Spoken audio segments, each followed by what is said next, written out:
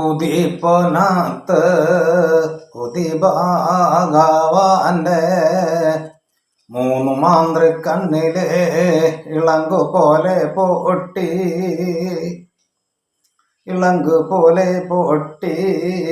പളുങ്കു പോലെ തേതിരിഞ്ഞ് ഇണയോടെ രണ്ട് ദൈവ പിള്ളങ്ങള് ഇണയോടെ രണ്ട് ദൈവ പിള്ളങ്ങളാണേ ഇരയും തേടി നടകൊള്ളുമ്പോ ആറ്റമണപ്പുറത്ത് ആറ്റാരിളം ചുവട്ടിയിലെ തണലണച്ചിരുന്നാഥ പൂത്താമ്പുള്ളി കളിക്കുമ്പോ ആറ്റാരിളമ്പുളി ചോട്ടിൽ പൂത്താമ്പുള്ളി കളിക്കുമ്പോ അവിടുന്ന് കിട്ടിയൊരു ചെമ്പുലയാണേ ദിവ്യം പോലെ നിവർത്തി നോക്കുന്നുണ്ട് ഇണയോടെ രണ്ട് ദൈവർ പിള്ളങ്ങള് ദിവ്യം പോലെ എഴുത്ത് കോലെഴുത്ത് വട്ടെഴുത്താലെ കാണാനുണ്ടല്ലോ. വേദമന്ത്ര യൂട്യൂബ് ചാനലിലേക്ക് എല്ലാ മാന്യ പ്രേക്ഷകർക്കും സ്വാഗതം. ഞാൻ സത്യൻ മുളയംകുടത്ത്. ഉദിപ്പനത്ത് ഉദിഭഗവാന്റെ നല്ലച്ഛൻ പരമശിവനെയാണ് ഉദ്ദേശിക്കുന്നത്. ആ ഉദിഭഗവാന്റെ അല്ലെങ്കിൽ ആ ഉദിപ്പനത്തപ്പന്റെ മൂന്ന് മാന്ത്രിക്കണ്ണിൽ നിന്ന് ഇളങ്കുപോലെ പൊട്ടി പളുങ്കുപോലെ തെയ്യപ്പെട്ട് തേതിരിഞ്ഞ് ഇണയോട് രണ്ട് ദേവർ മക്കള് ഭൂമിയിലേക്ക് അല്ലെങ്കിൽ ഉദയം ചെയ്തു എന്നാ പറയണത്. അവര് തൃക്കണ്ണിൽ നിന്ന് തന്നെ ഭദ്രകാളി വന്നതുപോലെ തന്നെയാണ് മലവാരത്തമ്മ അല്ലെങ്കിൽ ആ ദൈവങ്ങള് ആ പരമശിവന്റെ സൃഷ്ടിയിൽ ഉണ്ടായിട്ടുള്ളതെന്നാണ് പറയുന്നത്. അങ്ങനെ അവർക്ക് ഭൂമി ലോകത്ത് വന്നു. അവരങ്ങനെ ആറ്റാമണപ്പുറത്ത് ആറ്റാരിളമ്പുള്ളി ചുവട്ടില് തണലണച്ചിരുന്നിട്ട് അവര് കളിക്കുക എന്ന് പറയണത്. രണ്ട് കുട്ടികളാ കളിക്കുക. അങ്ങനെ അവര് മണ്ണുവാരി കളിച്ചുകൊണ്ടിരിക്കുന്ന സമയത്താണ് അവർക്കൊരു ഗ്രന്ഥക്കെട്ട് കിട്ടുന്നത്. ഗ്രന്ഥം അത് ചെമ്പോലയായിട്ടുള്ളത്. ചെമ്പോല മറ്റേ കരിമ്പനോലല്ല, ചെമ്പോല കൊണ്ട്. അപ്പൊ മലവായിയുടെ പാട്ട്, ഇത് മലവായി പാട്ടാണ്. മലവായിയുടെ ചരിത്രം ഉറങ്ങുന്ന അല്ലെങ്കിൽ ചരിത്രമാണ് ആ പാട്ടിൽ ഉൾക്കൊള്ളിച്ചിരിക്കുന്നത്. അപ്പൊ ഈ പാട്ട് പല സ്ഥലത്തേക്ക് പല തരത്തിലുണ്ട്. മലവായിയുടെ കളങ്ങൾ ചെയ്യുന്ന പല വിഭാഗക്കാരുണ്ട്. പ്രത്യേകിച്ച് പാക്കനാർ സമുദായക്കാരൊക്കെ ഇത് മറ്റേ കളങ്ങളായിട്ടും അല്ല മലവായി ആട്ടം എന്നും തോറ്റം പാട്ടായിട്ടും നടത്തുന്ന ഒരുപാട് കുടുംബങ്ങളുണ്ട്. അപ്പൊ ഈ ഒരുപാട് കുടുംബങ്ങളിലും ഉള്ളവരും ഇന്ന് ഈ തൃശ്ശൂര് അല്ലെങ്കിൽ ഇങ്ങോട്ടുള്ള ഈ മേഖലയിലേക്കൊക്കെ പാട്ടുകള് 2-3 തരത്തിലുള്ള പാട്ടുകളുണ്ട്. ഒരാളിൽ തന്നെ 2-3 തരത്തിലുള്ള പാട്ടുകളുണ്ട്. അതല്ലാതെ വേറെയും തരത്തിലുള്ളതായ പാട്ടുകൾ തോറ്റം പാട്ടിൽ ഉൾപ്പെടുത്തിയിട്ടുണ്ട്. എങ്കിലും ത്രൂട്ടായിട്ട് നിൽക്കുന്ന പാട്ട് തുടങ്ങി അവസാനം വരെ ഇങ്ങനത്തെ ഒരു ഒഴുക്ക് പോലെയായിട്ട് നിൽക്കുന്നത് പാട്ടുകൾ പല 2 തരം പാട്ടുകൾ 2-3 തരം പാട്ടുകളുണ്ട്. അതിലത്തെ ഒരു കഥയാണ് പാട്ടാക്കിയിട്ട് അല്ലെങ്കിൽ അതിലത്തെ ഒരു പാട്ടാണ് ഈ കഥേനെ ഉൾക്കൊള്ളിച്ചുകൊണ്ട് പറഞ്ഞിരിക്കുന്നത്. അപ്പോ ആറ്റാമണപ്പുറത്ത് അങ്ങനെ കളിച്ചുകൊണ്ടിരിക്കുന്ന സമയത്താണ് 2 കുട്ടികള് ആങ്ങളും മേങ്ങളാണ് അവര് കളിച്ചുകൊണ്ടിരിക്കുന്ന സമയത്താണ് അവർക്ക് ആ മണലിൽ നിന്ന് ചെമ്പോല കിട്ടുന്നത്. അപ്പോ ഇതിന്റെ പുറകിൽ ചില പല വശങ്ങളുണ്ടായിരിക്കാം. ഈ മക്കൾ ആരാന്ന് തിരിച്ചറിയുന്നതിന് വേണ്ടിയായിരിക്കാം ചിലപ്പോ ഈ ചെമ്പോല ഉണ്ടായിട്ടുള്ളത്, അല്ലെങ്കിൽ ഇവരെ കിട്ടുന്നത് ഈ ഗ്രന്ഥം. അപ്പൊ അത് എടുത്ത് അവർ നിവർത്തി നോക്കുമ്പോ വട്ടെഴുത്ത് കോലെഴുത്ത് ഒക്കെ എഴുത്തുകൾ കാണുന്നുണ്ട്. പഴയ ലിപിയിലുള്ളതായ എഴുത്തുകളൊക്കെ കാണുന്നുണ്ടെന്നാണ് കവി വിവരിക്കുന്നത്. അങ്ങനെ ഇത് ഏതാണെന്ന് നമുക്ക് അറിയില്ലല്ലോ. ഇത് എന്തോ ഒരു സത്യത്താലുള്ളതാണ്. സത്യം ഉള്ള ഒരു സത്യമുള്ള ഒരു എഴുത്തും കാര്യങ്ങളാണ് ചെമ്പോലെയാണ് ഈ കാണുന്നത്. ഗ്രന്ഥമാണ്. ഇതിലെന്തോ ഒരു സാരാംശം ഉണ്ട്, കൃത്യമായിട്ടുള്ള ദൈവികമായിട്ടുള്ള എന്തോ ഉണ്ട്. അപ്പൊ അതില് ഈ പെങ്ങള് പറയും, സത്യമുള്ള ചെമ്പോലയാണെങ്കിൽ ആറ്റാരിളമ്പുളി കത്തിക്കരിയട്ടെ എന്ന് പറയാം. അപ്പൊ ഇവര് തമ്മിൽ ഇതിലൊരു പൊതുവ ധാരണയിലെത്തി, ഇതൊരു സത്യമുള്ള ഒരു സംഭവമാണിത്. എന്നാൽ അങ്ങനെ ഇദ്ദേഹം പറയുന്ന പോലെ സത്യമുള്ള ചെമ്പോലയാണെങ്കിൽ ആറ്റാരിളമ്പുളി ഇവരിരുന്ന് കളിച്ചേർന്ന അതിൻ്റെ അടുത്തുള്ള പുളി കത്തട്ടെ എന്ന് പറഞ്ഞു. അത് പറഞ്ഞു തീർന്നതും അടി തൊട്ട് മുടി വരെ കത്തി അങ്ങോട്ട് പടർന്നു. അപ്പൊ വീണ്ടും പറയുന്നത്, സത്യമുള്ളൊരു ചെമ്പോല ആണെങ്കിൽ ആറ്റാരിളമ്പോളി തേറി തെളിയട്ടെ. അപ്പൊ ഈ ചെമ്പോല സത്യമുള്ള ചെമ്പോലയാണെങ്കിൽ ഈ പുള്ളി കത്തി കരിഞ്ഞ പുള്ളിയുടെ പണി കഴിഞ്ഞു, ഇന്ന് അത് തേറി തെളിഞ്ഞു വരട്ടെ എന്ന് പറഞ്ഞപ്പോ പഴയ പടി തന്നെ, അത് പഴയ പടി ആ കരിച്ചിലും തീ കത്തിച്ചതുമായിട്ട് പച്ചലോട് കൂടിയിട്ടുള്ളത് ആ മരമാണ് തെളിഞ്ഞു വന്നു. അപ്പൊ ഇവർ പറഞ്ഞു, ഇത് സത്യമുള്ള ചെമ്പോലയാണ്, നമ്മൾ ദൈവികമായിട്ടുള്ളതാണ്, അതുകൊണ്ട് നമ്മൾ അങ്ങനെ ഉറപ്പിച്ചു. ഇനിയിപ്പോൾ ഇതൊന്ന് വായിച്ചറിയപ്പോൾ എന്താ ചെയ്യുക, നമുക്കാണെങ്കിൽ ഈ അക്ഷരാഭ്യാസമൊന്നും ഇല്ല എന്നുള്ളതാണ് പറയുന്നത്. ദൈവങ്ങളായാലും അത് കഥയായി കാരണമായിരിക്കാം, ഇപ്പോൾ ചെറുതായാലും വലുതായാലും ദൈവങ്ങൾക്ക് ദൈവങ്ങളുടെ ഒരു ശക്തി ഉണ്ടല്ലോ. അപ്പൊ അത് ആ ഒരു സന്ദർഭം അനുസരിച്ചോ പാട്ടിന് വേണ്ടിയോ ഉൾക്കൊള്ളിച്ചതായിരിക്കാണ്.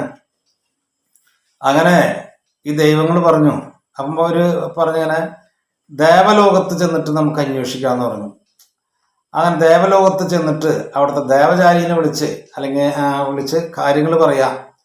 അപ്പോൾ ഇത് വായിച്ചു തരുമെന്ന് ചോദിക്കാം എന്ന് ഒരു ആങ്ങളും പെങ്ങളും തീരുമാനം എടുത്തിട്ട് ആ തീരുമാനത്തിന്റെ പേരില് പറയണ, സത്യമുള്ള ഒരു ചെമ്പോല ആണെങ്കിൽ ദേവാലോകത്ത് എത്തി കാണട്ടെ. അങ്ങനെ പറഞ്ഞു. ആങ്ങളും പെങ്ങളും ഗ്രന്ഥം പിടിച്ചിട്ട് ചെമ്പോല ഇങ്ങനെ പിടിച്ചിട്ട് ഇങ്ങനെ കാര്യം പറഞ്ഞപ്പോൾ അവര് ദേവലോകത്ത് എത്തി. അങ്ങനെ ദേവലോകത്ത് എത്തിയിട്ട് അവര് വിളിക്കുക, ആരുമില്ലേ അവരുമില്ലേ ആരവിടുത്തെ ആളുകൾ എന്നുള്ളതില്. അപ്പൊ അവിടുത്തെ ദേവചാരി എന്ന് പറയുന്നത് അത് ദേവേന്ദ്രനായിരിക്കുന്നതാണ് നിശ്ചയിക്കുന്നതാണ് നമ്മൾ വിചാരിക്കുന്നത്. അപ്പോ ആരാ വിളിക്കുന്നത്, എവരാ വിളിക്കുന്നത്, ഈ അന്തിപാതിര നേരത്തെ ആരാ വിളിക്കുന്നത് എന്ന് വന്നിട്ട് അദ്ദേഹം ചോദിക്കുമ്പോൾ പറയും, ഇപ്പൊ ഈ മക്കള് പറയും, വന്നിട്ടുള്ള ആങ്ങളും പെങ്ങളും പറയും, ഞങ്ങള് മനുഷ്യകുലമല്ല, ഞങ്ങൾ ദേവാർ കുലമാണ്. ഞങ്ങൾക്ക് ഈ ചെമ്പോല ഞങ്ങൾക്കൊരു ചെമ്പോല കിട്ടിയിട്ടുണ്ട്, അത് ദൈവികമായിട്ടുള്ളതാണെന്ന് ഞങ്ങൾക്ക് തോന്നുന്നു, അതിനകത്ത് ചില ശക്തികളൊക്കെ ഉണ്ട്. അപ്പൊ അതുകൊണ്ട് ഇതൊന്ന് വായിച്ചു തരണം എന്ന് പറഞ്ഞിട്ട് ദേവചാരീനെ കണ്ടു കൊടുത്തു. അപ്പൊ അദ്ദേഹം വായിച്ചിട്ട് പറഞ്ഞു, സത്യമുള്ള മലബാരൻ ദൈവങ്ങളെ, ഞങ്ങൾ മനുഷ്യകുലത്തിൽ പെട്ടതല്ല, ഞങ്ങള് മലയിൽ പിറന്ന ദൈവങ്ങളാണെന്നൊക്കെ പറയും. അപ്പൊ പറയും, നിങ്ങളൊരു കാര്യം ചെയ്യും, ഇത് സത്യമുള്ള ചെമ്പോലയാണ്, സത്യമുള്ള ഒരു ഓലയാണത്, അതിലത്തെ സത്യമുള്ള വാക്കുകളാണ് കേട്ടിട്ടുള്ളത്. 12000 പടക്കതിരിന്റെ ചെമ്പോലയാണ്. അതുകൊണ്ട് ഇതിവിടെ വെച്ചിട്ട് കൃത്യമായിട്ട് എനിക്കും വായിക്കാനായിട്ട് പറ്റില്ല, ഇതിനെ കൃത്യമായിട്ട് അറിയണമെന്ന് വെച്ചെങ്കിൽ ഉദിപ്പനത്തന്നെ പൊക്കോളൂ എന്ന് പറഞ്ഞു. അവിടെ ചെന്നിട്ട് ഉദിപ്പനത്തപ്പനെ കണ്ടിട്ട് കാര്യങ്ങൾ പറഞ്ഞാല് അദ്ദേഹം നിങ്ങൾക്കുള്ളതായ തീരാ തിരുവരങ്ങളൊക്കെ തരും. അപ്പൊ അതുകൊണ്ട് നിങ്ങളിത് കൊണ്ടുപോക്കോളൂ. ഇനിയിപ്പോൾ അഥവാ അവിടെ ചെന്നിട്ട് എനിക്ക് അറിയില്ല, വരം തരാനൊന്നും പറ്റില്ല, നിങ്ങൾ ഏതാണ് എന്താണെന്ന് അങ്ങനെ പറഞ്ഞു കഴിഞ്ഞാല് ഈ ചെമ്പോല അവിടുന്ന് തുറന്നോളൂ. ഈ ചെമ്പോല അങ്ങോട്ട് നിവർത്തി കഴിഞ്ഞാല് അത് നല്ലച്ഛൻ തന്നെ തരും, അതിനുള്ള വഴികൾ അവിടെ ഉണ്ടാകും എന്ന് പറഞ്ഞിട്ട് ചെമ്പോല കൊടുത്തു. അങ്ങനെ സത്യമുള്ള ചെമ്പോലയാണെങ്കിൽ ഉദിപ്പനത്തെത്തി കാണട്ടെ എന്ന് പറയുമ്പോൾ അവര് ഉദിപ്പനത്താണ് ചെന്നിരുന്നത്. അതായത് ഈ നല്ലച്ഛൻ്റെ അടുത്ത് അവർ ചെന്നിരിക്കുന്നു. കൈലാസമാകാം, എന്തോ ആകാം. അവിടെ ചെന്നിട്ട് ആരാണ് എന്താന്ന് ചോദിച്ചപ്പോൾ പറയും, ഞങ്ങള് മലയിൽ പിറന്ന മലബാരൻ മനുഷ്യകുലത്തിൽ പെട്ടിട്ടുള്ളവരല്ല, ഞങ്ങള് മലയിൽ പിറന്ന ദൈവങ്ങളാണ്, ഞങ്ങൾക്കുള്ളൊരു അപ്പൊ അവര് പറയണു, ഞങ്ങള് മനുഷ്യകുലത്തിൽ പിറന്നതല്ല, ഉദിപ്പനത്തപ്പന്റെ മക്കളാ ഞങ്ങൾക്ക് ഉള്ള അരി മരം കിട്ടിയിട്ടില്ല. ഞങ്ങൾ എന്ത് ചെയ്യണം ഏത് ചെയ്യണം ഞങ്ങളോട് പറഞ്ഞിട്ടില്ല, ഞങ്ങൾക്ക് അതിൻ്റെ വരം തന്നിട്ടില്ല. അപ്പൊ അതിന്റെ പേരിൽ ഞങ്ങൾക്കുള്ള വരം തരണം എന്ന് പറയും. അപ്പൊ ഈ നല്ലച്ഛൻ പറയും, ഈ ഭൂലോകത്ത് പിറന്ന എല്ലാ ജന്തുജീവികൾക്കും മനുഷ്യനും അതേപോലെ തന്നെ ദൈവാദികൾക്കൊക്കെ ഞങ്ങൾ ഓരോ തരത്തിലുള്ള വരങ്ങളും എല്ലാം കൊടുത്തു കഴിഞ്ഞു. ഇതിപ്പോ എന്താന്ന് എനിക്കറിയില്ല. അദ്ദേഹം ഒഴിഞ്ഞു മാറിയത് എന്തെന്നറിയില്ല. ഇതിപ്പോ എന്താണെന്ന് ഞങ്ങൾക്കറിയില്ല. അതുകൊണ്ട് ഞങ്ങളുടെ മക്കളല്ല എന്ന് പറഞ്ഞതും ഇവരോട് പറഞ്ഞിട്ടുണ്ടല്ലോ. ഇവർ കയ്യിലിരിക്കുന്ന അത്ര ശക്തമായിരിക്കുന്ന ഒരു സംഭവമല്ലേ, അതാവ് നിവൃത്തി പ്രാർത്ഥിച്ചുകൊണ്ട് അത് നിവൃത്തിയ വശം ആ പ്രപഞ്ചം മുഴുവൻ ഇരുട്ടായി എന്ന് പറയണത്. ഉദിക്കുന്ന നേരത്ത്, അതായത് സൂര്യഭഗവാനെ, ഉദിച്ചു വരുന്ന ഭഗവാനെ മറച്ചു നിർത്തി എന്നാണ് ഐതിഹ്യം അല്ലെങ്കിൽ കഥയിൽ പറയുന്നത്. ഉദിക്കുന്ന നേരത്ത് ഉദിപ്പിക്കില്ല, ഏന്തും നേരത്ത് എന്തിക്കില്ല എന്ന് പറഞ്ഞിട്ട് ഇത് ചെമ്പോല തുറന്നോട് കൂടിയിട്ട് അത് ഉദിച്ചുമില്ല, ആകെ മൊത്തം ഇരുട്ടായി. ഇതപ്പത് എന്നാ അറിയാൻ കാരണം, അങ്ങനെ വരാൻ കാരണം എന്നുള്ളതിലേ വീണ്ടും ഭഗവാൻ ഒന്ന് ധ്യാനത്തിലിരുന്നിട്ട് ആ മൂന്നാം കണ്ണ് തുറന്നു നോക്കി. അങ്ങനെ മൂന്നാം കണ്ണ് ആ തൃക്കണ്ണ് തുറന്നു നോക്കുമ്പോഴാണ് ഇത് എൻ്റെ മക്കളെ തന്നെയാണ്, അവർ പറയണത് ശരിയാണ്, അവർക്ക് ഞാനൊന്നും കൊടുത്തിട്ടില്ല എന്ന് കണ്ട വശം അവർ പറഞ്ഞു, നിങ്ങൾക്ക് ഞാൻ ആവശ്യമുള്ള വരം തരുന്നുണ്ട്, നിങ്ങൾ കയറി വന്നോളൂ എന്ന് പറയും. കയറി വാ മക്കളെ, നിങ്ങൾക്ക് ആവശ്യമുള്ള വരം തരുന്നുണ്ടെന്ന് പറഞ്ഞു. അങ്ങനെ അവിടെ നിന്നിട്ട് മക്കളോട് പറഞ്ഞു, നിങ്ങൾ ഭൂമി ലോകത്തേക്ക് പൊക്കോളൂ, അത് പയ്യടിയാന്മാരെ കണ്ടോളൂ എന്നുള്ളതാണ് പറയണത്. പയ്യടിയാന്മാരെ, അപ്പൊ അതില് പാക്കനാർ വംശജരെ എന്നാണ് ഉദ്ദേശിക്കുന്നത് എന്ന് ആണ് ഈ ഇദ്ദേഹം പറഞ്ഞു വെച്ചിട്ടുള്ളത്. അല്ലെങ്കിൽ അതിനുതകുന്ന ആളുകൾ, ആ വിഭാഗക്കാരെ നിങ്ങൾ കണ്ടോളൂ, പയ്യടിയന്മാരെ കണ്ടോളൂ, നിങ്ങൾക്കുള്ള അരിമരക്ക് അവിടെ നിന്ന് ഉണ്ടായിക്കൊള്ളും, നിങ്ങൾക്ക് സ്ഥാനം ഉണ്ടായിക്കൊള്ളും, കടൽ വരുമ്പത്തോടു കൂടി പൊക്കോളൂ എന്ന് പറഞ്ഞിട്ട് ചെമ്പോല കൊടുത്തവര്.